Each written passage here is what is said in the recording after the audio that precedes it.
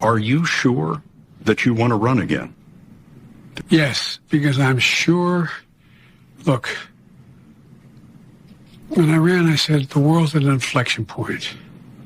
The world's changing, but we have an opportunity to make it. So imagine if we were able to succeed in getting the Middle East put in place where we have normalization of relations. I think we can do that. Imagine what happens if we, in fact, unite all of Europe and Putin is finally put down where he cannot cause the kind of trouble he's been causing. We have enormous opportunities. The 2024 Republican presidential primary field is taking shape. The battle lines are becoming clearer, and so is the field of candidates. Is the odds-on favorites, if you look at the polling, still Trump versus Biden? That seems to be it, but it's just way too early to tell. I'm more angry now, and I'm more committed now than I ever was. Big challenge for these candidates is going to be how do they navigate Donald Trump? And how do they navigate Ron DeSantis? You and I have a rendezvous with destiny. Welcome back to the Ruthless Friday program. I'm Josh Holmes, along with Comfortably Smug, Michael Duncan, and John Ashbrook, a full cast and crew here. Sans Wolf, who's taking care of some family business, but trusty Nick behind the board. Fellas, I don't know if you paid close attention to that opener, but Scott Pelley of 60 Minutes, where I think it's sort of state television at this point, 60 Minutes. Yeah. It feels like every time the administration had something to say, that's where they head. Well, for a long-form magazine style. Yeah. Because you can't really get it across. It's truly a shame, and it happened, I mean, did it happen slowly? But it was like 10 years ago, maybe you could watch 60 Minutes and get some, solid news stories, and then it just seems like after Trump got elected, it became, okay, this is the Sunday night DNC broadcast. They still do some good stuff that's not politics, but anytime you get into politics, it's basically state TV. Anyway. All that being said, though, what struck me is, given that reality, his question, you sure you're going to run? Like he's not even Pelley's convinced. I'm sitting across from you, old man. I'm not sure that's the best idea. So, but what was so amazing about that answer is that he goes on to say, like, imagine if we had normalized relations in the Middle East and, like, Europe wasn't trying to tear itself apart. You mean like how the world was before you became president? Yeah. Right. So are you just going to do the opposite in the second term to get us back to baseline?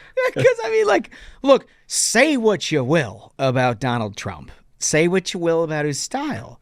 There wasn't the shit going on in the Middle East. He basically took care of the ISIS issue, and everybody sort of settled in. They had the Abraham Accords, which, of course, were instrumental in trying to bridge the Arab Muslim world with the Jewish community.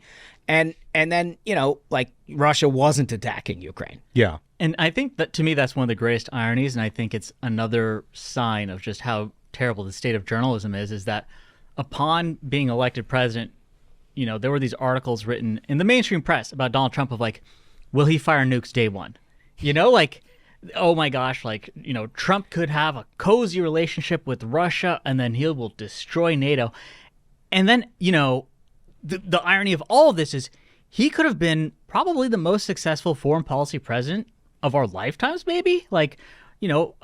Reagan and HW kind of get credit. They brought down the Berlin Wall. But, you look at the Abraham Accords. You look at how he struck Soleimani for attacking Americans overseas, and Iran backed down. They blinked because he called their bluff. He told them that, America is not to be toyed with. That's a completely different step that you see from this administration. He said the same thing to the Russians. Remember all those beautiful he said to Putin, turrets over there? He was like, if you go into Ukraine, I will bomb Moscow. And Putin was like, no way. And he was like, all those beautiful domes on fire. And Putin didn't. That's the thing. It's like madman theory. Like people talk about Nixon having, that we don't know what he's going to do, so don't try this guy. Trump had that going for him. What I found interesting is at no point during that answer by Joe Biden did he mention the American people or what he was going to do to improve their lives. Well, he certainly has no case to make. Right. It's important I'm reelected so I can pad my resume with some foreign policy victories. And it's like, boy, the people in Peoria are really going to go for that. Millions of Americans earn and use credit card rewards. A few big box retailers want to take those rewards away, rewards we use on groceries and school supplies. The cash back to save on gas and grow our small businesses. And travel miles we use to make memories. The so-called Credit Card Competition Act would eliminate credit card rewards. No more travel miles, no more cash back. When lawmakers help mega retailers line their pockets, we pay for it. Tell your lawmaker to vote no on the big box bill. Visit handsoffmyrewards.com to take action today. Listen, folks, I know it's impossible to sell your house or buy any groceries with my economy, so I'll try to make that maybe just a slight touch less. I mean, it's so bad, guys. The domestic economy is so bad. I mean, it hasn't gotten a lot of coverage because of obvious global events, but I think I saw a headline yesterday. It was something like, other than the top sort of 20% of Americans, savings had been entirely exhausted for 80% of the country. And credit, as you've talked about for 2 years, is at an all-time high. It seems like it's worth mention. And specifically, I've been mentioning for a while that Americans keep hitting these record levels of credit card debt. And a really interesting story that I've come across is the Apple credit card, right? They came out a couple of years ago. They did a partnership with Goldman Sachs to bring out this Apple credit card. So Goldman Sachs is trying to get out of that deal now because so many people are defaulting on their Apple card payments. Seriously? That is something. When Goldman is trying to be like, we got to get out of here. This is looking really ugly. Oof. I mean, they're seeing this as kind of like a canary in a coal mine situation of like, too much credit card debt is being built, just like Holmes said. 80% of this country has exhausted their savings completely. Folks don't know how they're going to be able to make their house payments, don't know how they're going to be able to afford gas, which is hitting record highs again. And the signature accomplishments that he'd like to get to in a second term have nothing to do with domestically, as Michael said, but also were basically the world as he found it on day one of his presidency. Amazing. Yeah. Amazing. Well, we got a good show for you today. We've got Congressman Brian Mast in the House. He's got some incredibly important things to say as it relates to both what's happened in the House of Representatives, but also in terms of Israel. This is a guy who's got deep knowledge on that. He's a hero and a veteran of this country and a very good guy, so you'll look forward to that. Fellas, I'm sorry that I missed your interview last week. I watched it, and it was terrific with Megyn Kelly. A good job. Always a great time. Yeah. Carried on. Very tough topic. Yeah. But, I mean, I think she dug in a way that few other hosts are out there doing, and really a treat to be able to spend some time with her. Yeah. Yeah, he pulled no punches, which I'm sure she and her audience appreciated. We always appreciate the invite for that. I think maybe before we get into the heavy stuff, did you guys have a good weekend? Everybody, did we do any football watching here, fellas? Yeah, I mean, it was really rainy on Saturday. Yeah. So it was sort of the perfect, and kids were a little under the weather, so it was sort of perfect day to like hang around and do nothing. It's like that guilty, not guilty parent when their kids are like not feeling that great, so that sucks, except they just want to sleep. Yeah. So you're like, okay. So a lot of football. College and pro. Yeah. It was just a great weekend. Oh, that's lovely. Yeah. I mean, I did a lot of that. Smash, how about you? Your Bengals won. Yeah, the Cincinnati Bengals even things up to 3-3. So we're now a 500 ball club. But I was very worried about our offense in the second half. The reason we beat the Seahawks was because of our D, who continues to play tough. But Joe Burrow has got to come back to full force, so we're going to struggle for the rest of the year. Yeah. Well, and your Broncos went down prior to the Yeah, I mean, that's just like baseline. They lost on Thursday, so they wouldn't blow out my weekend. They didn't blow out your weekend at all, but you helpful. had have a nice one? Yeah, it was terrific. It was like Duncan said. I love rainy days. I got to knock out like all the old to-do list stuff. Whenever it's just a day you have to be stuck in, I go through all that. Yeah, like all the stuff that like, oh, I've been meaning to do this, meaning to do that, meaning to do that. Knocked it all out. So everything you can do between when you roll out of the rack at 10:30 and go back into it at 7. But I mean, like, it's just like a tremendous feeling of accomplishment of like all the stuff you don't want to do. Like, oh, I got to clean out all the junk out of this closet, get rid of all that. Do all that, and it feels great. Oh, good for you. God, that's way more productive than I was. I just watched football and kind of hung out with the kiddos. Minnesota Vikings won. They did. I don't feel great about it. It was the Chicago Bears. I underestimated just how bad the Chicago Bears actually are. I mean, I can't tell you I had a lot of confidence going to that game, but watching it, boy, it's tough. Neither of those teams are going to go very far. But It is what it is. We're moving on. We confront this week another week from hell in terms of both the topics internationally and domestically. We'll talk about both the speaker's race, and then we'll talk a little bit about Israel. Why don't we talk with Israel first? Listen, I think since the last time we did this show, it became even more evident that college campuses are out of control, right? Completely out of control. I don't know if you guys caught, I did Fox News Sunday on Sunday, and right before I was on, Ben Sasse was on, who is the president of Florida, former senator from Nebraska, who had just an absolutely outstanding interview.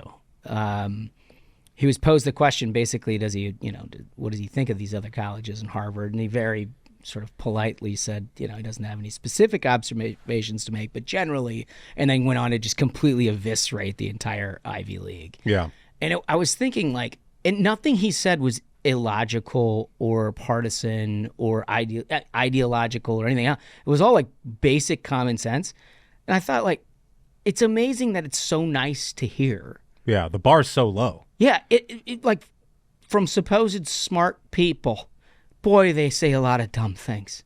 Yeah. He might be in a universe of a handful of serious college university presidents who are totally unconflicted about Hamas. Think about that. Yeah. That's wild.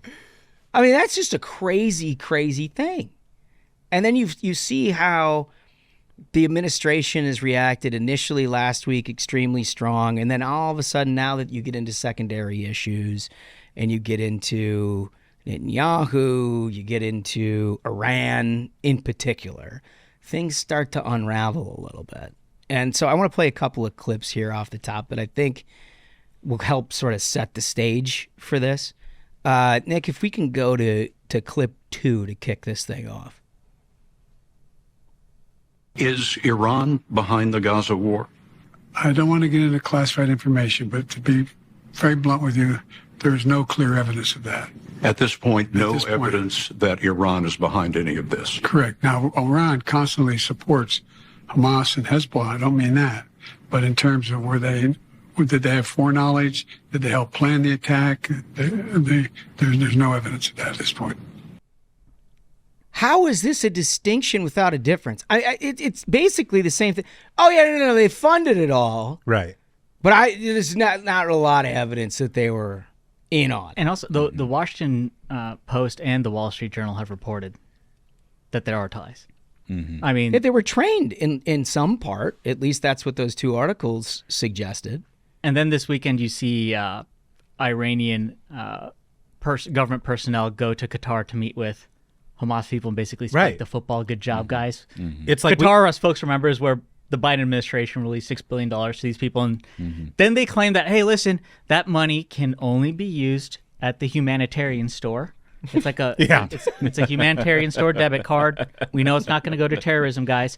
And then when everyone calls them out on this, they're like, okay, Qatar, can you freeze that money? Well, if it's only good at the humanitarian store, why do you have to freeze it? It's almost like you tried lying, got caught, and are now backpedaling.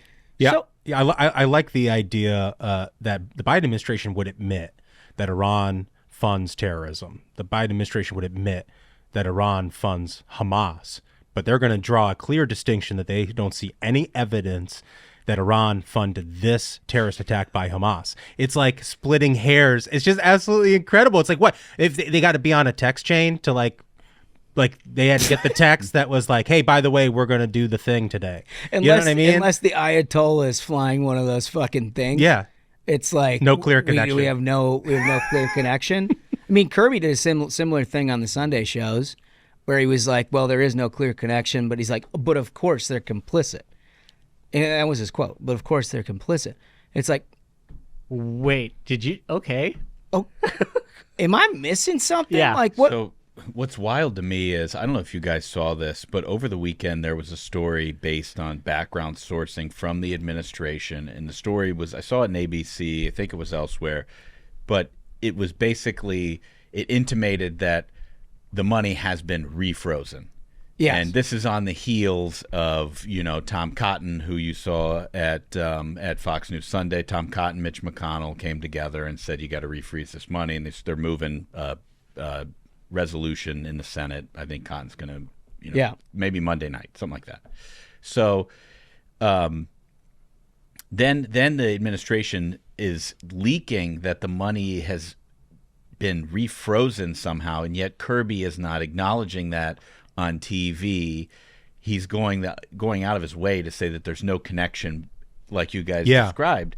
But then why are they refreezing it behind the scenes if there's no connection? It's just like there's so much misdirection and so much This should be clarity. I don't understand where we need to deceive each other on and this. I think a large part of this is, to me, the central theme of this administration is they've told themselves for so long, oh, we're so smart. The adults are back in charge. The norms are back. We're so smart. We're always going to be right. And they've just made mistake after mistake after mistake, then get caught lying about their mistakes, that they would rather lie to the American people than have to admit that they were wrong in any instance. Because refreezing that $6 billion is a clear administration, not only that they were wrong to release those funds to Iran in the first place, but that their Iran foreign policy has been a failure. That they are now, the whole world has seen a result of this administration coddling Iran, going back on President Trump's approach to Iran. They've brought back the whole Obama foreign policy of maybe if we send lots of cash to Iran, they'll calm down. And we see what you get as a result of that. Just remember that what that $6 billion of unfrozen assets that we're talking about here was to pay for hostages. Yep. And not all the hostages. Right? So you look back at Reagan doctrine and the way that this country has processed hostage negotiations and everything out throughout the years is you don't negotiate with terror. You don't. I mean, look like the Iran hostage situation in the late 70s that Reagan ultimately took care of. I mean, there's a reason why you don't pay $6 billion for hostages because, they're going to take more hostages. And I remember ISIS stopped taking Americans hostage after President Trump bombed the shit out of them and killed their leader. Yeah. That's how you negotiate. That is a way of curbing your enthusiasm for that kind of thing. But I've also heard a good explanation for how they're phrasing this is that the assets, the $6 billion, remain assets of Iran, despite the fact that they can't spend it. And the way that they use it is to leverage other accounts, that they remain assets. Yeah. And so they can leverage other accounts and spend elsewhere and borrow against it. And so, I don't know, but this should become very clear once they have a vote on this resolution in the United States Senate, one way or the other. Because if there's anybody that opposes it on the Democratic side, that should be your answer. What's up. And also, what's up. Along these lines, talking about these hostages, because to my understanding, the $6 billion was essentially the Biden administration trying to free 5 Americans. So they made the deal with Iran that we'll give you $6 billion for 5 hostages. And now we've learned that the estimate is that 15 Americans have been taken hostage in Gaza, and that now the count, God, I hope it doesn't go up any further, is now at 30 Americans were killed. Yeah. So, I mean, the way to put that in perspective, in terms of an international terror attack, not since 9/11. Not since 9/11 has there been a greater attack on the American people than there was 10 days ago. And not since the Iran hostage crisis have so many Americans been taken hostage. Yeah, and Hamas has a ton of hostages in Gaza right now, which I think informs some of Israel's strategy with how they're going to deal with this, both with the aerial bombardment and what we assume will be some sort of movement of troops into Gaza at some point to try to, get these hostages back. Let's play Nick clip 3. Would you support Israeli occupation of Gaza at this point? I think it'd be a big mistake. Look, what happened in Gaza, in my view, is Hamas and the extreme elements of Hamas don't represent all the Palestinian people. And I think that it would be a mistake for Israel to occupy Gaza again. But to going in and taking out the extremists, the Hezbollah is up north, but Hamas down south is a necessary requirement. I love how he tried to save himself because he says Hezbollah by mistake. But does that inspire confidence? No. Dude, just what? off the top? No. That is just alarming. Alarming. Yeah. He can barely spit it out. Yeah. But he also has absolutely no clue what he's talking about. He says Hamas doesn't represent the Palestinian They're people in Gaza. democratically elected by the people of Gaza. And not just democratically elected, the people of Gaza, every precinct or district or however they divide Gaza in that election in 2006, they won everything. Hamas won every part of Gaza. They are the elected representatives of the people in Gaza. So they do represent the majority of people, Joe Biden. Just FYI. They do.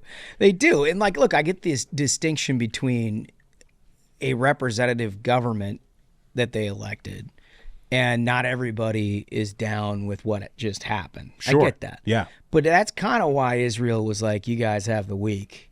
You better get the hell out of there.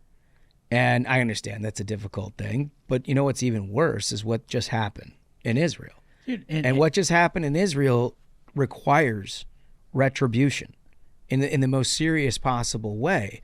And the idea that these people are just going to sort of sit on that and like have a diplomatic resolution to this is completely insane. I mean, can you imagine if like England or France told the United States after 9/11, now, yeah, relax. How about you guys just calm down a little bit? Yeah, relax. We're not going to do, you shouldn't do anything. Like, I know you're still recovering bodies from the rubble, but how about you guys just decide not to do anything? How's that for an idea? I mean, that's basically what a whole segment of the left is already saying.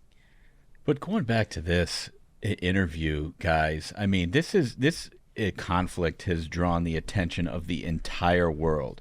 You mentioned that it's the worst single event for Americans since 9/11.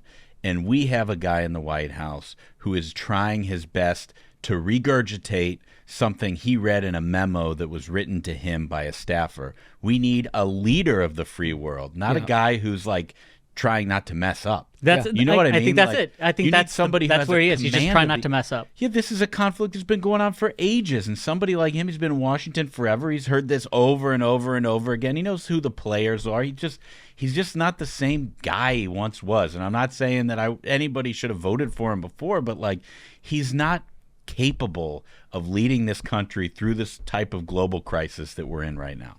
It's no question about that. But the rest of his staff doesn't seem a whole hell of a lot better. I got to be honest with you. Nick, if you wouldn't mind queuing up clip 4. This is the National Security Advisor, Jake Sullivan. One senior political operative with Hamas floated the possibility a few days ago of a potential prisoner swap with the U.S. for the release of hostages. Would the U.S. entertain that? We have not looked at that we have not heard from them something like that. That's not something that is currently under active discussion. It has not been proposed. What we are focused on instead, as I said before, are pursuing avenues with third countries for release. I'm not going to get into the details of what that might look like, again, to protect those channels in hopes that they can bear some fruit. But I will say that President Biden has shown over the course of the past few years that he will make hard decisions to get American hostages home. So I don't even know where to begin with that. But what he's talking about by these third channels, I'd bet my right arm is Iran. Mm-hmm. And this administration has forged a relationship with Iran, despite the fact that Iran has funded terrorist attacks, the likes of which we haven't seen in decades. And Jake Sullivan has been at the forefront of that. He's been like the #1 cheerleader for Iran.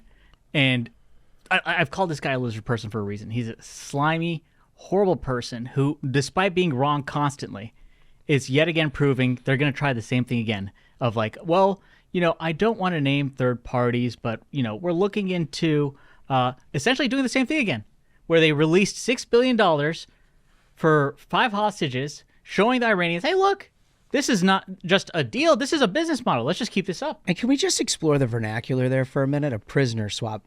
Mm-hmm. Prisoner swap. Yeah. I don't know if we have anybody from Hamas, but my guess is if we've got somebody from Hamas, it's because they were killing people somewhere. And those Americans are hostage. It's not somebody who is attending a concert for peace, by the way. Mm-hmm. Right. That's not a prisoner swap.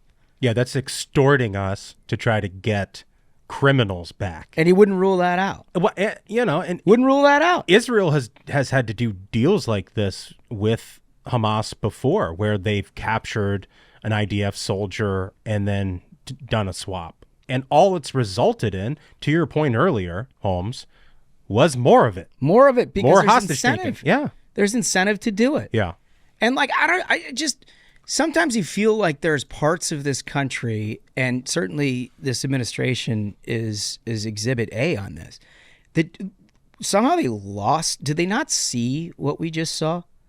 Were they not available to actually witness what the entire world saw in terms of what happened in those kibbutzes? What happened to those people at the concert?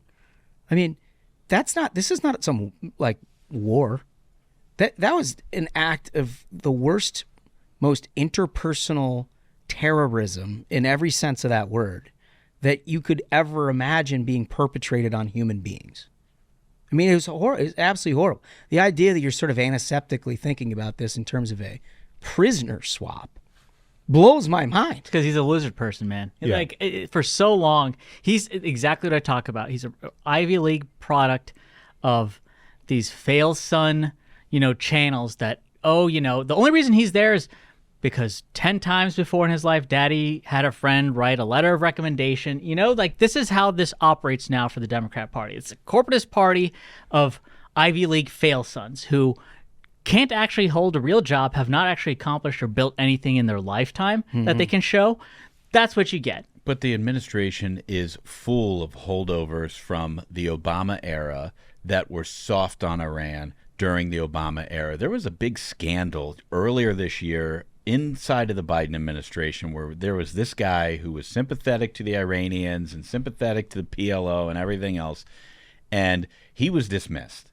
And it just was not given enough coverage. Everybody in the mainstream media sort of brushes it under the rug. Well, there's investigations that he was actually a state actor. Right. And House Republicans are getting to the bottom. Yeah, that he was actually representing Iran within the context of the American government, the Biden administration. I mean, if that's true, that's unbelievable. The fact that we're not talking about all of this is stunning. It's a scandal on a level we haven't seen in a long time in Washington. And they refuse to acknowledge the failure of this strategy, like you said, Ashbrook, which began during the Obama administration.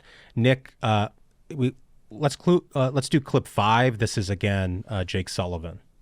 The Middle East region is quieter today than it has been in 2 decades. Now, challenges remain: Iran's nuclear weapons program, the tensions between Israelis and Palestinians.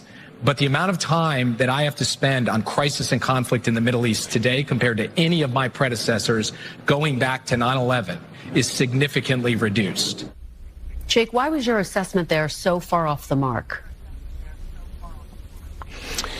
Well, first, Kristen, I made those comments in the context of developments in the wider Middle East region over the last few years after 2 decades that involved a civil war in Yemen and a massive humanitarian catastrophe, a civil war in Syria and a massive refugee crisis, an invasion and insurgency in Iraq, a NATO military operation in Libya, Iranian-backed attacks on both Saudi and the UAE, as well as many other steps, including the rise of a terrorist caliphate that actually occupied a huge amount of territory. The sentence before what you just played, I said, in fact, that this was for now and that it could all change. Let me tell you the most troubling thing about what he said, and it was in the video that was played before he responded. He was talking about a nuclear-capable Iran. Let me read you the headline of what we were promised when Obama and his aides dumped pallets of cash into Iran. Here's the headline from the White House: the historic deal that will prevent Iran from acquiring a nuclear weapon. Yeah. And here he is talking about, they've got one. Well, and then also when he's talking about when he's talking about a war in Yemen, and then again he's talking about Iran proxies fighting civil wars across the Middle East. He says that without any sense of irony. You know what I'm saying? He's saying like, well, the Middle East was just going to hell in a handbasket with all these Iran-backed proxies. Oh, by the way, we need to work closer with Iran. You know what I mean? It's like, what really struck me about that list is he was like, We were dealing with a civil war in Syria, which happened under the Obama administration. We were dealing with action in Libya, which Hillary destabilized and happened under the Obama administration. Right. ISIS, which they called the JV. Remember, they called ISIS the JV. They called ISIS JV. He was like, the rise of a caliphate. Who you guys called the JV? Yeah. In Iraq. Yes, that happened under Obama, and it got fixed under Trump. Like, he was like, I have to worry about it less because President Trump solved all these problems we created. That's amazing how little I had to do. We fucked it all up for all of these years, and actually it's been better. I wonder who did that. I wonder who did that. Well, and without any sort of even gesture towards the Abraham Accords or anything else that came literally on the doorstep for them. Yeah. And they walked in the door, and there was historic movement towards peace. And in a matter of 2 short years, they fucked it all up. And what's so amazing about that initial clip that was played, I think it was at the Atlantic or something that he did this thing, the September 29. Yeah. I mean, within 2 weeks, you have the largest terror attack on Americans since 9/11. And he was like, I think about Iran and the Middle East very little. I don't think about that shit at all. Yeah. I'm worried. National Security Advisor. Great to hear. Hey, Jake, tell me what else you're not worried about so we can double down on that very situation. Terrified. Interest rates look great. Yeah. He's like the Kramer of foreign policy. But whenever he's like, something's going great, expect horrors. But that's what Bob Gates said about Joe Biden 20 years ago. And it remains true today. Whatever it is that he says, it is the exact opposite. He has not made a good foreign policy decision in 50 years of fucking service. And here we are. We're still here. And they're having to grapple with all this stuff. I mean, look, I don't know how this thing's going to end. It's the furthest thing from humorous. But we've got to sort of re-centralize within a conservative movement the importance of this stuff. We talked about it with Pompeo months ago. Remember when he was considering running for president or not? And I asked him whether or not a facet of his consideration would be whether or not he felt like foreign policy was being adequately served in these debates, because he felt like that was a super important thing, whether it's the rise of China, Taiwan, Ukraine, Russia, Middle East, Iran. I mean, he was really big on all that stuff. And he said that we got to re-centralize a lot of that thought within the Republican Party, understanding that we've gone domestic populist in our politics. This stuff makes a big difference to Americans, both economically and in terms of real lives, as we've seen in the last 10 days. So, look, we got to pick up the pace on that. Unfortunately, it's not being led by the one place at this point the Republicans have control over, which is the House of Representatives, which continues to be not good. Although, look, I think there's glimmers of hope here. There's glimmers of hope. You'll recall Speaker McCarthy being deposed by an absolutely senseless, completely dumb-ass move with no plan to try to replace him. And then a week-long struggle about who would replace him. Steve Scalise, the majority leader, trying and failing to do that. Now they've surfaced Jim Jordan as a potential alternative. And initially it was thought that was going to be a very high hill to climb for a guy like Jim Jordan, who's consistently represented sort of this conservative side of the Republican Party in the House. Now, I happen to think he's been terrific. I happen to think that he's actually been a responsible adult on almost absolutely everything that has come up, in addition to stuff that's just in his jurisdiction in the Judiciary Committee. So I understand how he can bridge allegiances. And then you saw happening Monday some of the people who were thought to be more hardline against him beginning to endorse. So it's possible, fellas. I mean, what do you think? It's possible that House Republicans could have a Speaker Jordan by midweek. Well, I think there are, despite the criticism that he's received from people who just haven't gotten along with him for one reason or another, and I do like him. I'm biased because he's from Ohio, but his message is very attractive right now to a lot of members. Let me read you one of the sentences from his letter that he circulated to members. He says, "The role of Speaker is to bring all Republicans together, and that's what I intend to do. Our goal will be to empower our committees and committee chairs to take the lead on House's legislative work through regular order." That is not the type of message you would expect to hear from somebody who's simply a bomb thrower. a guy who wants to return the chamber to regular order, empower the committees. That means that he's not making all the decisions from his marble office. He's got other people who are experts in their field who are making the decisions. And I think that message probably is a big reason why some of these very influential members, like a Mike Rogers, who's is an expert on military with House Armed Services from Alabama. He got behind him on Monday. You mentioned that, and a host of others as well. I mean, if that's the posture that Jordan is taking to a potential speaker's role, I think it's one that will find a lot of supporters within the House. And real quick, can I add something? There was some ridiculousness this weekend. You saw a few like conservative influencers who were like breaking. I have an inside source saying that House Republicans are going to stab us in the back and make Nancy Pelosi speaker in a deal with the Democrats. Okay, so like this fails the like reality test on so many levels, because like even the intern's intern in the House knows Nancy Pelosi can't be speaker again. That's like not how it works at all. Couldn't get the votes for her own colleagues. I mean, like that doesn't make any sense whatsoever. So like the fact that you had all this like engagement farming over this is absurd. It has actually, the last 10 days have been a real eye opener. Yeah. You got to be real careful about your information flow. Well, when Elon Musk took over Twitter, of course now he's renamed it X. I mean, one thing I think he did that was smart from an engagement strategy and an audience strategy and a content strategy was, have the option for people who use the platform a lot to make money on the impressions served on their account. But the dark side in that is it like incentivizes some of the worst behavior on the platform. Mm-hmm. To your point earlier, Smug, about engagement farming, it like we've seen it with this Israeli conflict and now with the speaker's race, where people are incentivized to put up the craziest takes, to ask the dumbest questions, all for the purposes of getting engagement, building up those impressions, which they will then be able to monetize. So like, people, when you see something and it doesn't pass the smell test as being something that could legitimately happen, like, have a little skepticism. Yeah. Yeah, I mean, look, we say it time and time again. Your information flow is super important. And if you're getting your information flow from people who couldn't possibly have any idea what it is that they're talking about, chances are they don't.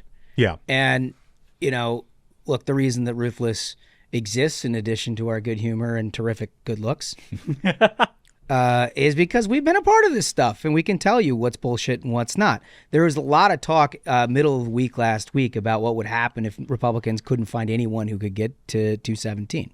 That's the number of votes that were necessary to crown a new speaker. And whether or not a deal would have to be cut with moderate Democrats in order to get some sort of power sharing agreement in order to pass like end of the year spending bills and stuff so the government just doesn't go flying off the tracks. Like hypothetically, in a like bizarro world, you could see where you would end up in a catastrophe that something like that could be considered.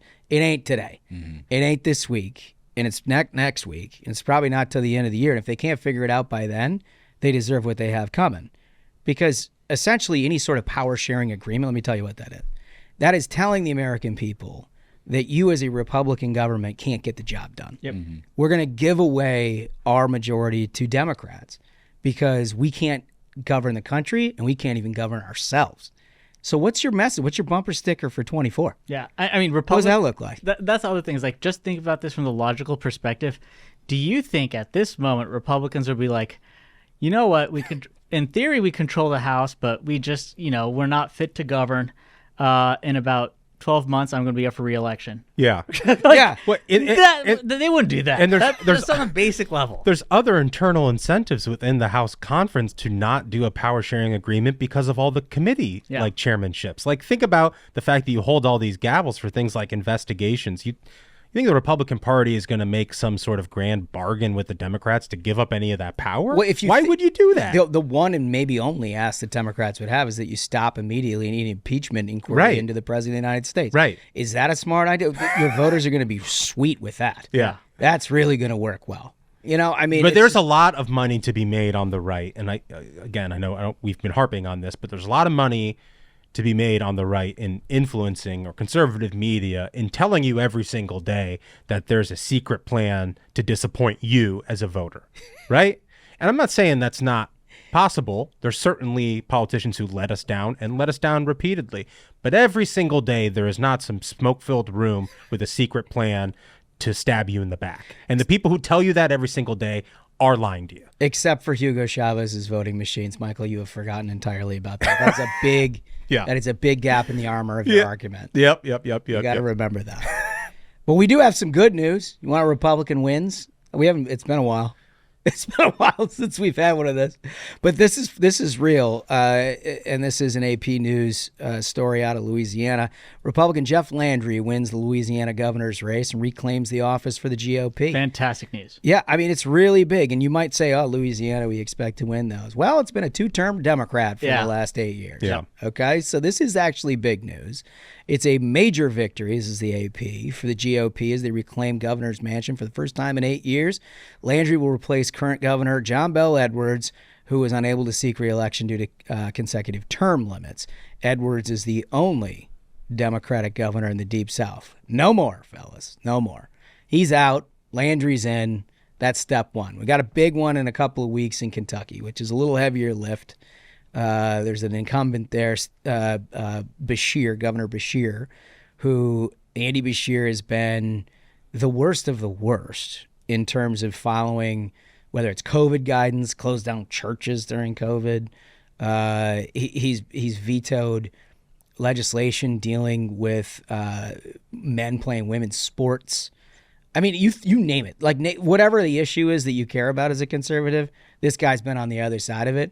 But he's got this sort of like brand where he talks nicely to you. Yeah. And folks that aren't reading the news every day, you can understand how it's like, well, it's nice to have somebody who's not screaming at me. And so he's had this elevated sort of favorable opinion. Well, and his daddy was governor. And daddy was governor. You know, and so he's I think... a Nepo baby. Right, you build a lot of like institutional goodwill through that, you know, but like today's Democratic Party is not what... It ain't daddy's party. It ain't daddy's party. Mm-mm. And that's center of his scam. It's like he'll act like, oh, you know, I'm one of those old time Democrats. And then he goes and supports like child gender reassignment surgery. Right, exactly. I mean, think about that. It's just so wild. In Kentucky. In Kentucky. So anyway, a good friend of ours that you've heard several occasions here on the program, Daniel Cameron, the current Attorney General of Kentucky, is running against him.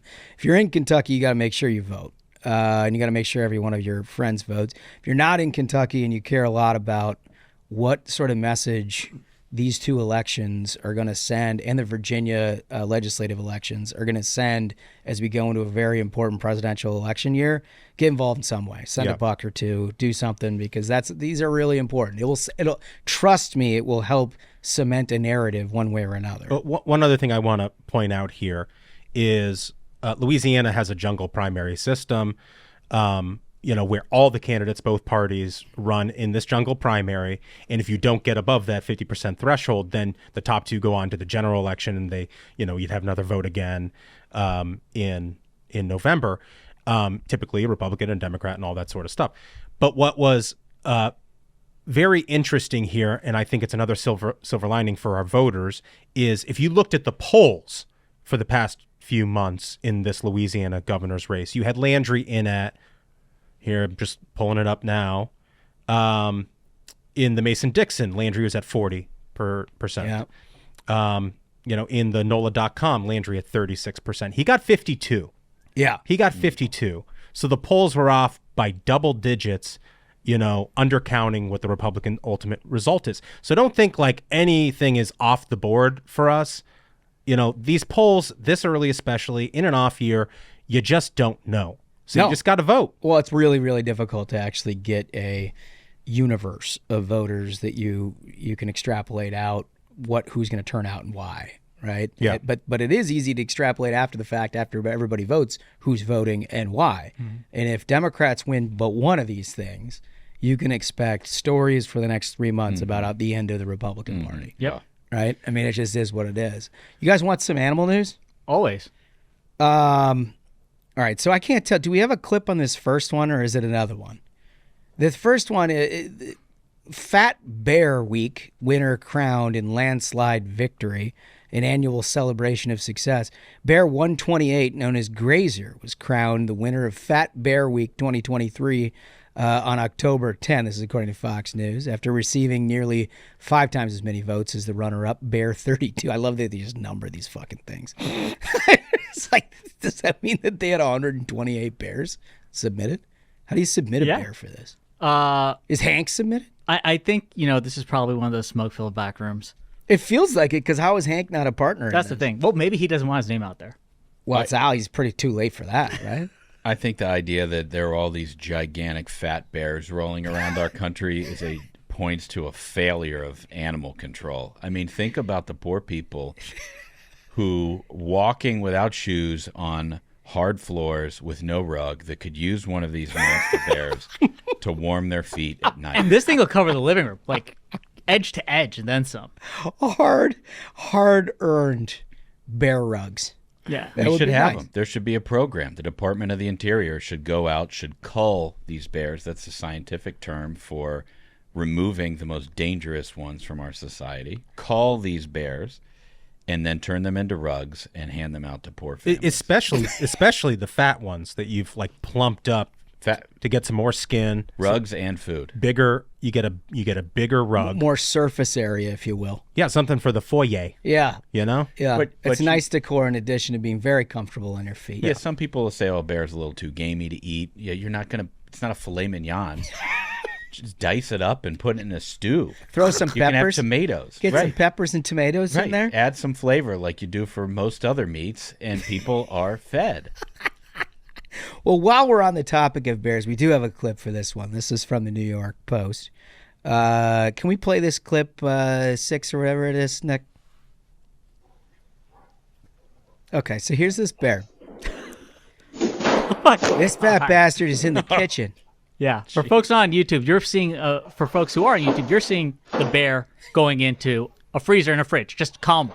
Opening the freezer and removing an item. And by the way, and then walking on its hind leg. Are you kidding me? Climbing out the window. Didn't even close the freezer drawer. Oh, what a jerk. Look at him. He gets down. He's just carrying it out. So this is according to the New York Post. This bear that you're watching broke into a home near Barkhamstead, Connecticut last week. Jeez, Connecticut. I didn't know they had bears up there. They're all over. Seemingly satisfying his cravings, the homeowner, Helena Richardson, captured the moment on her Ring security camera, which is what you just saw that you posted on Facebook. Footage showed the bear breaking in through the screen door, arriving at the kitchen, and 35 minutes later, leaving through the kitchen window. The Ring showed that the bear, first in the home's foyer, which, again, like you just said. He's taunting us. He should be in the foyer, but not in a living capacity. And eventually turning towards the kitchen, where it went straight for the fridge. The bear, the hungry animal, then got to the refrigerator, stood up on its hind legs, opened the freezer drawer, and immediately took a frozen lasagna. Yeah, he took a whole pan of lasagna. It was a lasagna? Get out of here. Like Garfield. If someone didn't think Hank the Tank was running a La Cosa Nostra for bears, it is not more clear. The two worst crime elements in this country, bears and Italians, have united. Oh my God. He goes straight for the lasagna. He's like, oh no, gabagool, I'll settle for the lasagna. Nick's coming over the desk. Right? Nick's coming over the desk.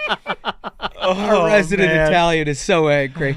No, it's incredible though. I mean, this thing looked like it had operated a freezer before. Yeah, it's not the first time. I mean, it's not the kind of freezer, for those of you not on YouTube, it's not the kind of freezer that's like, your standard freezer thing where you stand up and get the top rack and the small drawer. You got to roll out the full drawer underneath. It's like a Sub-Zero. Yeah. He knew what he was doing. Right? He knew exactly what he was doing. He knew exactly. He's done this before. Yeah. He's done this before. Why do you think he took the lasagna? How do you think he got so fat? I love that you just went back in on There are other frozen items in a freezer. Maybe this is all they had in there, but I'm guessing there's other frozen items in there. Why do you think he went? How many generations have Italians been here? It's still just spaghetti and lasagna every day, right? Oh my God. We're gonna get so many angry emails. Wait, hold on. This lady's name is Helena Richardson. That's the thing. How many generations? I just can't. I can't. You know what the worst part about this, Duncan, is he got smug to do the anti-Italian bigotry, and then Ashbrook over there just sits there and incentivizes him the whole way through. Yeah, he just puts the ball on a tee. He's like, why do you suppose? Hey, I noticed there was an Italian food. What do you think about that? I hope Chris Christie hears this episode and kicks the shit out of you, Smoke. And that's it. It's Connecticut. You know, their favorite place to operate? Tri-state. New York, New Jersey, Connecticut. That's why this happened. Surely they have some cannoli down below. Yeah. Just incredible. Thank you for that, fellas. That was really something else. One piece of other good news, and this is why you need to restore the House of Representatives. The Hunter Biden investigations lead to ethical concerns about President Biden, according to the AP poll. Now, I doubt very highly that the Associated Press would be interested in publishing these kind of findings if they weren't,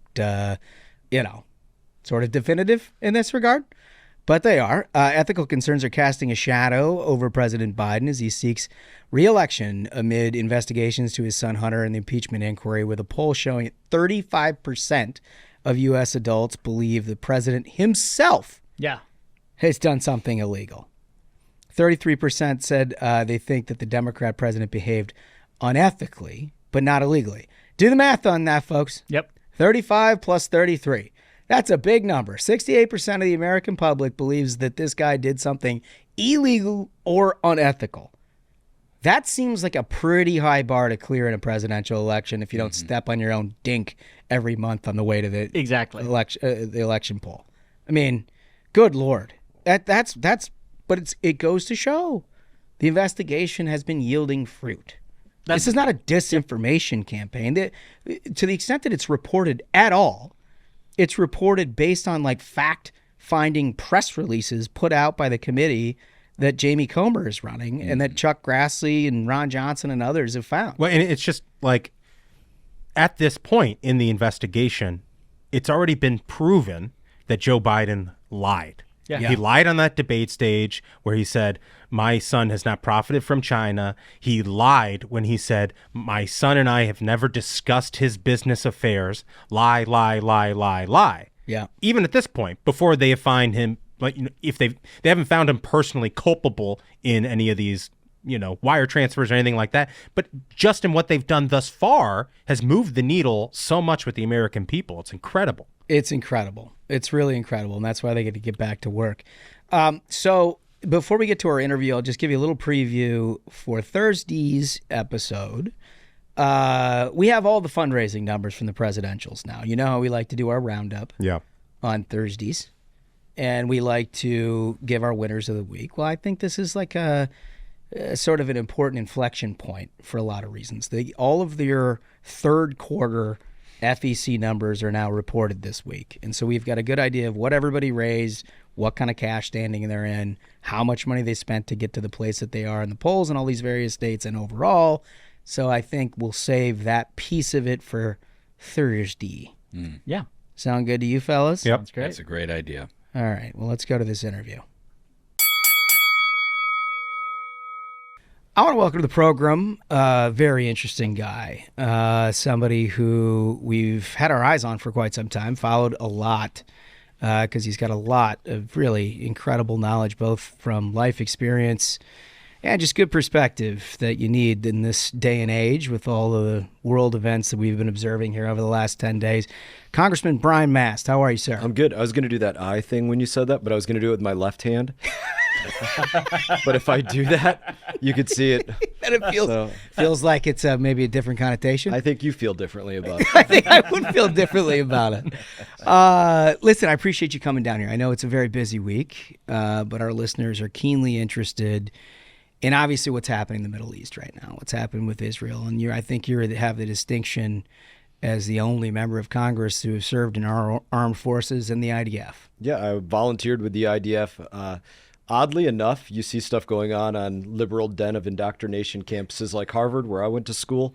You see things going on there just like they were going on in 2014 when they had another bombings, rockets attacks going on. people draping themselves in Palestinian flags and chanting against Israel. And one night they started harassing me. But just like I'm saying, same thing going on there in these places right now. That was the catalyst for me going, and clearly things haven't changed. I mean, it's wild, right? Yeah. I mean, just look, you hung out obviously in the campus, and I just don't, I can't for the life of me understand how we've gotten to a point in this country where people can, and especially in a place of quote unquote higher education, where people can just sort of blow past the mission statement of Hamas. Yeah, well, you're comfortably smug, right? They're like willfully naive. Perfect. That's perfect. Yeah, I mean, that's what it boils down to, right? I mean, I saw Ben Sass, the new president of Florida, yesterday on Fox News Sunday, who's sort of excoriating all these people. And he's like, do the basic research. Do the basic research on who Hamas is, what it is that they intend to do, what their mission statement is, and you kind of could come to some pretty definitive conclusions. Yeah, some really basic questions. Are they a terrorist organization? Right. That would be a good question to ask. Do they conduct stabbings, bombings, rocket attacks, bus bombings, cafe bombings, mall bombings, kidnappings of children or elderly, or all points in between? Do they do it year after year after year, or was it a one-off event and something that was a part of a group that you don't really see much of? President Biden. It seems like the same though. Yeah. Well, right, he was his vice president, so you'd think similar. They deal with this similarly, at least in terms of Iran. Yeah, did you catch him on 60 Minutes? Yeah, that was something. Yeah, I mean, so what did he say? He said the Arab media certainly clung to the idea that he said it would be a bad idea, to use some other words, if Israel was to go into the Gaza Strip. But I think he actually separated that there are extreme wings of Hamas. It's insane. Yeah. Yeah, we gotta arm the moderate Hamas on the ground in Gaza. That'll fix the problem. That is working. Those are the ones to work with, like working with the Taliban in Afghanistan. Right. Another adventure. Maybe that's where he got the business card or something. Hey, I know some people over in the Gaza Strip. If you get over there, reach out to these people. Maybe you got that from somebody in the Taliban. Yeah, I think what is most shocking is in those terror attacks that we saw at the Concert for Peace, and at the kibbutzes, like in southern Israel, the sort of like barbaric attacks that you would expect to see from an ISIS or an Al Qaeda. And what goes through my head is, if you just swapped the word Hamas for ISIS and described these attacks, how could you not have anything but complete condemnation of the thing? That's exactly right. But for some reason, and maybe this is just sort of the Biden-Obama foreign policy as it relates to Iran, there's just this active participation in a lie and trying to put it in the context of what is going on in Gaza. As a member of Congress, how do you handle something like that? I think you have to combine, just number one, going to your point, two separate things. I think, I'm not saying you tried to get half of it, but I think you took half of it and you got to throw something else into it. So you talked about the ISIS element of it, right? The comparison to that, which has a religious element to it. The loudest thing you hear whenever an ISIS fighter or Hamas, Hezbollah, Palestinian, Islamic Jihad, Al-Aqsa Martyrs Brigade, take your pick, of terrorist organization. The loudest thing you hear isn't gunfire or explosions. Mm-hmm. It's Allah Akbar. Mm-hmm. That's the loudest thing you'll hear in any of these videos that you put them on. So religious element to it. And the other part that I would add to that outside of ISIS, I think you take a Nazi element into it. It's like ISIS combined with Arab Nazi merging together. Will only live alongside Jews for as long as they can to plan attacks to kill by rockets, stabbings, bombings, whatever. And that's been proven year after year after year. Generations. So as you look at this now, 10 days removed from these horrific attacks, what in your mind does both Israel and the world community need to do here over the next however long it takes to have it? And I don't want to say retribution, because I don't feel like it is. I feel like it's just justice here. Retribution number one. Yeah. Retribution's and to my mind, a just part of life. Yeah. I would say to not have retribution would be a lack of justice. Just like we were going to have a reckoning after 9/11, or there was going to be a reckoning after Pearl Harbor. Take your pick. And would anybody say, hey, let's exercise restraint after Pearl Harbor. Let's exercise restraint after 9/11 or after take your pick of any other bombing that's taken place. You wouldn't say that. Right. It would make no sense. And to say let's exercise restraint in the midst of having 200 plus hostages, I think is the number at this point. So in answer to your question, what do you do? The world is not at the place of what do you do? They're already at the place of going back to being willfully naive, asking for forgiveness for people that are not asking for forgiveness. I don't even know that you could say they're asking for forgiveness. They're not. They're asking to seek no retribution without any seeking forgiveness or repentance or anything else. And the answer to what needs to be done, there needs to be a rallying cry of take any synonym to the word ruthless. And in my opinion, that's what needs to take place. You need to be ferocious. You need to be unyielding. You need to be, go in there and clean house. Yeah. And it's not just Hamas. I'd make a very strong point on this. Hamas won a popular election at one point where they were 70-something out of 130-something seats in the Palestinian government. They won a popular election. You talk to any Palestinian expert, left or right, and they'll tell you that the reason they don't have elections today, Abbas doesn't have elections, is because Hamas would win a popular election. They do. Yeah, that's exactly right. So, this idea that they go out there and say, well, it's just, as Biden said, it's just the extreme wing of Hamas, and not even all of Hamas represents this, and Hamas certainly doesn't represent all of Palestinians. Yeah, I like to think kids are innocent, but you even saw pictures, videos of, Palestinian kids poking and doing whatever else they could to Jewish kids. This is something that they're trained in textbook, whether they're learning arithmetic or reading or writing or something else. How many, if, this Palestinian kills this many Jews and then he's shot by the police and 5 more over here, how many martyrs does that equal? Or so, these are literally the textbook things there. It's just wild. It's the hardest part, I think, for most Americans is trying to conceive of a world like this, where you could watch what happened 10 days ago and think that there are people on this planet who could do to other people what was being done there. But as you said, this has been going on for generations. It's planned, it's willful, it's consistent. And until there is some sort of retribution, as you said, or at least the price becomes too high for some to pay, it's going to just continue. It will get... Whether the price becomes too high or not, they'll continue regardless. Do you not seek retribution? Not in my world. Right. That the opposite of that would be appeasement. If you're taking your foot off the pedal for any reason other than you've completed the mission, then that's a level of appeasement, in my opinion. So let me tell you. Oh, go ahead. One of the things that's new, you mentioned this goes back decades and decades, but one of the things that's new is the lack of condemnation, not just from universities in this country, but also from members of the House of Representatives. There are multiple members who, first of all, would not sign a basic resolution in support of Israel, but there are also members who wouldn't answer the question about these babies who were murdered. We all saw the video of Rashida Tlaib from Michigan. She wouldn't answer the question about these babies in this kibbutz. I've been to the kibbutz where these babies were murdered by Hamas.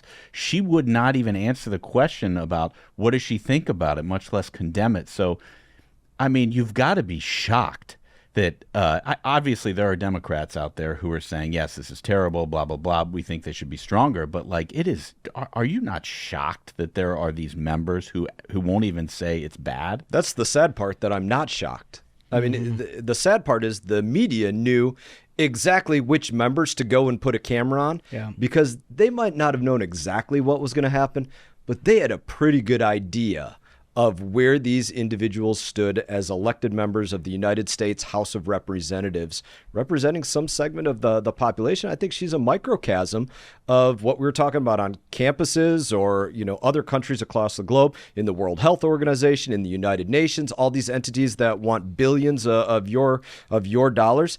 And it's to be asked the question about what it is that they witnessed with their own eyes, And then the response is they'll run from it, they'll hide from it, and they'll remain silent. Those I would say are the three things that Tlaib did in that video. She ran from the reporter. She tried to hide behind, I don't know, it was a staff member or somebody that was walking with her, and she remained silent. And that's what the rest of the world, I don't mean to say the rest of the world, that's what unfortunately way too many around the world want to do for these terrorists. Along those lines, you volunteered with the IDF. So what did you see and learn from that experience? Yeah, so when I was at school there, I came home from the Boston Commons, which is like their Central Park, right? And after this night where some of these people draping themselves in their Palestinian flags, they were harassing me and my wife. She was pregnant with our third child. We had our 2 boys. We lived right there, and so we'd go out into the park to let our kids run around and play. And I tell folks, it wasn't hard for these guys to figure out I was a U.S. service member, which is ultimately why they started harassing me. What do I think about Israel? What are my opinions on everything going on? And I tell people, I don't have any legs, and I wear a hat that says Army Rangers, so it doesn't take a genius. It's pretty quick to figure that out. To figure it out, right? Yeah. So I told my wife when we get home that night, I said, I don't know what it's going to look like. I'm going to find a way. I'm going to show my support against this hypocrisy, and a lot of other things, and called the embassies and the consulates and everyone that I could, trying to find this way, because I like to get my hands dirty when I do something, we can, right? Clearly. Not just, thumb through Twitter or Facebook or something, get my hands dirty. And ultimately, they found a way for me to go and volunteer. You served on a medical base. But what became really interesting for me, it became a national incident over there, in part when I came over there, because it was a positive story. Somebody wanted to not chastise them, but come over and help and support that had already served in another country. And so ultimately, it became the situation where I got very little work done because I was meeting with the family of Itzhak Rabin, or there was all these other service members from other bases that were just coming over to the base that I was at to, hey, can we get a beer with you? Can we get a dinner with you? Can you come to our house? Or you were like a morale guy. It became a morale boost. And I mean, look, that's a seriously important thing. I'm fine with that. Totally. Meeting with the people that are running the museums over there for the Holocaust, what's known as Yad Vashem, and having Shabbat dinners at people's places. And I always go back to Shabbat dinner because that's really one of the places that I took something away that I'll never forget, because not everybody serves in America. And rightfully so, we are a volunteer force, and I like it that way, that we are a volunteer force. But over there, everybody serves. If you don't serve, you're getting chastised for some reason over there because you found a way to get out of service. And so you're sitting at these Shabbat dinners with families, and you realize every single family there is waiting for a son, a daughter, a grandson, a granddaughter, a nephew, a niece, a whatever, to come home from service for that Shabbat dinner. Every single family is affected. And look, I'm a father of 4 at this point, and I hope all my kids serve in the military at some point. I don't want them to have to go to war, but I hope that they serve. I totally different, before service and after service. That's a whole different conversation. Yeah. But, for all of those folks, when you see your kids serve, they're getting good things out of it, but you don't want to risk them coming home with no legs. You don't want to risk them coming home burned beyond recognition or traumatic head injuries or it's blind a parent's nightmare underneath a flag. That's the reality for all those kids that are mandatory service over there, that they are going to have to pick up a rifle in defense of Israel, almost certainly in that time of mandatory service, and go and defend their country. They're also very well aware of the threat on a day-to-day basis, hour-to-hour basis. It's a huge difference between the U.S. military and the Israeli military. Over here, stateside, we have Canada, Mexico, of which we could argue there's problems there, and then Caribbean nations. But, on base, you'll spend your time painting rocks, sweeping roads, getting things nice and clean. A lot of training goes on. We're, by far the most capable military force anywhere. But you do things that are not necessarily reflective of if you had enemies immediately surrounding you. Yes. Like Israel does, where you could drive across in 45 minutes in some places. And so if the enemy crosses the lines, they could cut the country in half in a matter of an hour. Yeah. So different type of threat. Oh, totally. Well, let's talk about your service a little bit, because you were a combat engineer in the U.S. Army. For a little while. I was a bomb tech most of my career. Yeah. Well, pretty high-pressure job. Pretty high-pressure job is what I was getting to. And obviously you served in Afghanistan. I did. Walk me through how you chose to become what you did and your service and your experience overall. I think for all of us, hopefully, this is still a part of everybody in America's culture. You want to find a way to make a difference. Mm-hmm. That's how you have no regrets in life. I have no regrets about losing 2 legs because I lost 2 legs serving my brothers to my left and right. If I lost 2 legs driving my motorcycle drunk down the highway, I'd have a hell of a lot of regrets. Feel pretty shitty about that. That would be different, right? Right. So you find purpose in different things. And I think if you find a way to serve other people, you come away without any regrets. So I'm trying to figure out, I'm in service, what's the biggest killer on the battlefield? It's IEDs. And I was a combat engineer initially in my service, and you get a little bit of exposure to explosives and cratering charges and landmines and things like that. And I had a good understanding of physics and the chemistry of explosives, the physics of blast effects, things like that. Decided I wanted to get a doctorate in that basically and become a bomb tech. And that's amazing. It's a good way to hopefully save life. And I had very real opportunity to save life on the battlefield. And I came away with a hell of a lot of jokes about it also. You've got a dark sense of humor, but I mean, look, not only do we appreciate your service, but I mean, amazing backdrop now when we talk about all the things that you laid out and how, maybe even some sort of the libertarian side of the Republican Party is saying right now about restraint in things like this. And I think it's the juxtaposition of somebody like you who has served your country in the most meaningful ways, lost both legs as a result, and you look at this and you think there is no room for compromise on this. No. You have to get it right. There's no. Let's take. I think maybe you're touching off on Ukraine a little bit there. Is that? Well, no, actually, I was. Right? It was specific to that, but at Ukraine, if you want to throw that in, sure. When you talk about the libertarian wing, wanted to step back a little bit. I don't know where you all are at on that, but I tell you, I've had people ask about this before. It doesn't come from an idea that the Republican Party is moving away from Reagan ideas of peace through strength and things like that. It comes directly down to problems with the United States House of Representatives, the Senate, and the executive branch of government. That we want peace through strength, but you don't get any strength without any planning.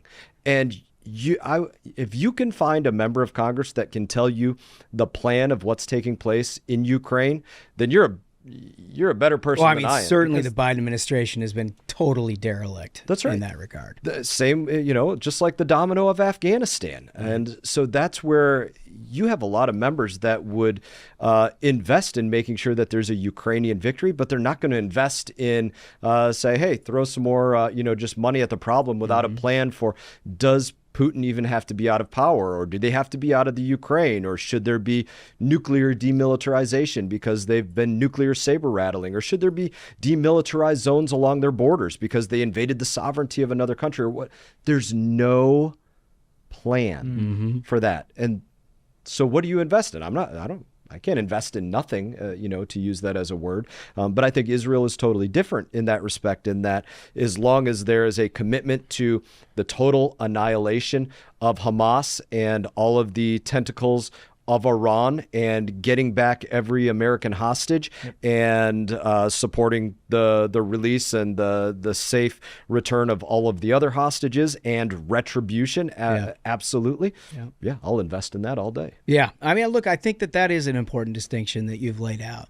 Why do you think it is that you find so many on the left and right that somehow, and this is let me give you our perspective on this, is that we look at this not only just because Israel is one of the most important allies that we've had on this planet, but also they killed 30 Americans and there are another 14, 15 unaccounted for, potentially hostages.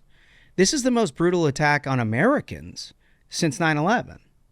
And why do you think that there are so many out there who are sort of pretending as though this is sort of some far off problem that we can sort of be analytical about, and that it's not something that it directly involves the American people? I think a couple of reasons: weakness, lack of moral absolutes, right, true, right and wrong in the world. I think those are two things. And alongside weakness, there's the weakness of believing that there's not true evil in this world, and then there's the weakness of being just too frightened and scared to think that you can combat it, or that you're willing to undertake it's the opposite of courage, right?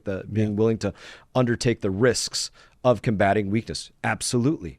There are risks when you talk about combating anything, being more violent than the enemy coming against you. Violence of action; those are important terms in this. But you have to be that if you want to overcome this enemy. And what are the threats that exist when you throw Iran into this mix? It's think about all of the financing and the intelligence that takes place through Iran, the network that goes whether from Iran and through Iraq or Jordan or Syria or Lebanon or Egypt or any of those places to get things into the Gaza Strip and sometimes the West Bank as well. Reverse coursing that to move hostages to different places, or using that same supply chain route to get, we know they have fissile material, right? Radioactive material.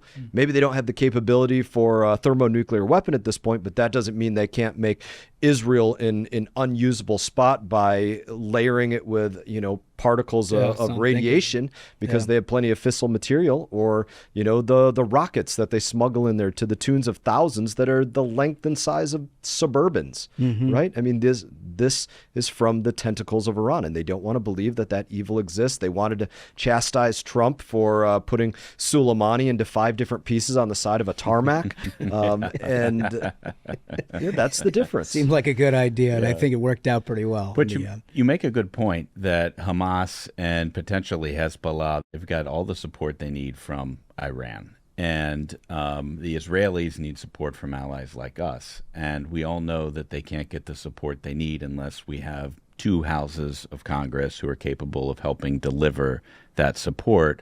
And there's an ongoing debate about the next Speaker of the House.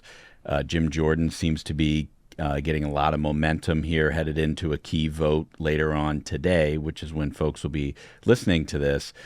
How do you see this speaker race playing out, and how quickly, if Representative Jordan wins today, how quickly do you think you could see some movement on aid to Israel? So the administration has been moving with in terms of carrier battle groups, things like that. And again, obviously, because we have Americans on the ground that should have every expectation that Americans come and get them. Now, when you talk about what Congress can do, look, we have bills to move over more Iron Dome systems into there so that they can be spread out more throughout the country. We have 2 of them that we're sitting on just here in America, not being used. Let's get those over there. Other things to make sure that any resources that through any organization, there's so many organizations in the U.S. government that any of them are sending money to the Palestinian Authority in any kind of way that stops. There are various shows of support. So that can take place with or without Congress, but unfortunately, Congress has to give the backbone to the administration in many places that they're resisting. I already mentioned some of the phrases that Biden had been talking about in terms of restraint. Now, when you talk about the speaker's race, look, Jim Jordan, I think, should have it. He's a great one. I don't think we should have got rid of Kevin McCarthy. You're clear. That's a whole nother conversation about all the stupid stuff that's happening as a result of that. But it's done. And, Jim, the only reason, in my opinion, that people have reasons not to like Jim is out of spite of the situation that took place. They're angry about the McCarthy vote. That, or the Scalise vote, or a number of peripheral things to it that went on behind closed doors. Those are really the only reasons that I could say for somebody to not believe that Jim Jordan could do a great job as Speaker of the House of Representatives. So if that's your reason, that's not a good reason to continue to hold up whether something related to Israel or anything else. Yeah, it's looking in the rearview mirror, and there's not a good reason. Right. Spite for some other situation. But that being said, so unless you know something I don't, which you may very well, I believe the vote's going to be tomorrow. Yeah. We are coming back this evening into the House, but the vote, I want to say, for Speaker is going to be tomorrow. And I think Jim has the ultimate authority to put it on the floor. He is the Speaker-elect right now. He will decide if it comes to the floor at 8 p.m. tonight or at midnight or at 8 a.m. or whenever.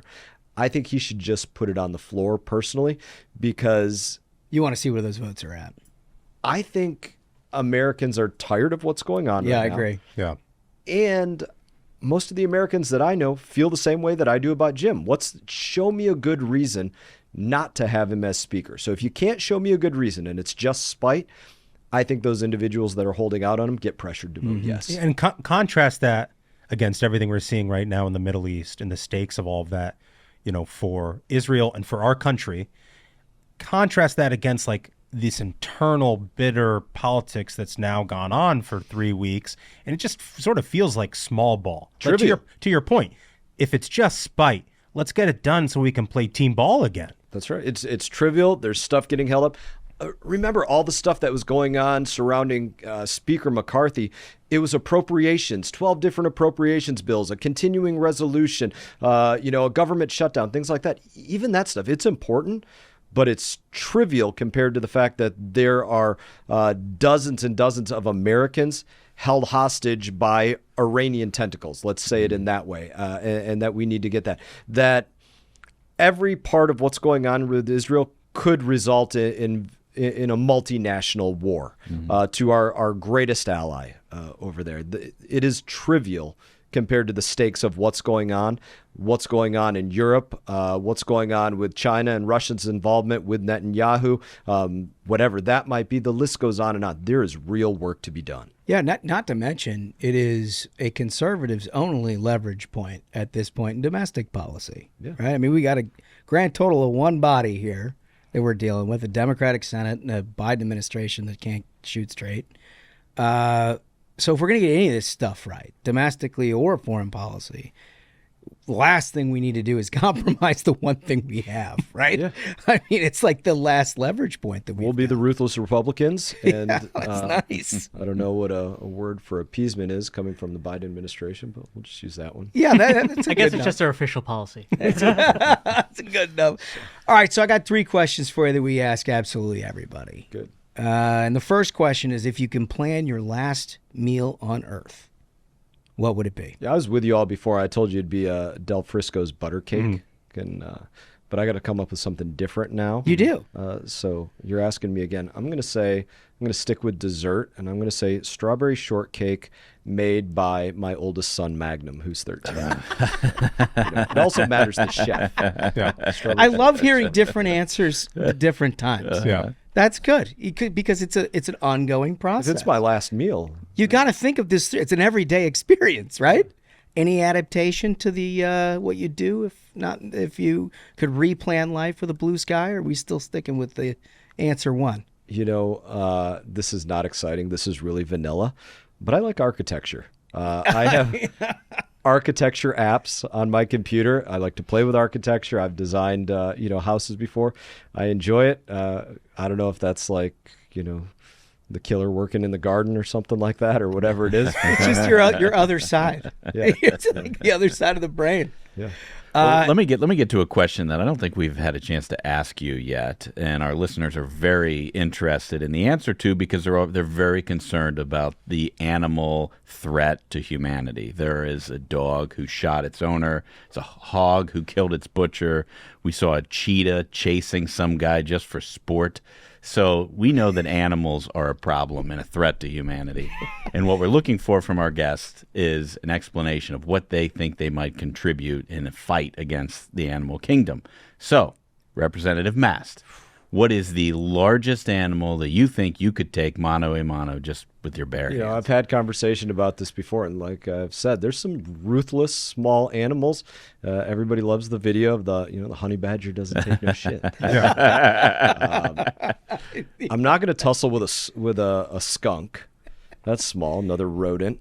Anything, apes, orangutans, I mean, they're just I don't think you can, solid muscle. You don't want to deal with even a little spider monkey. You got to work.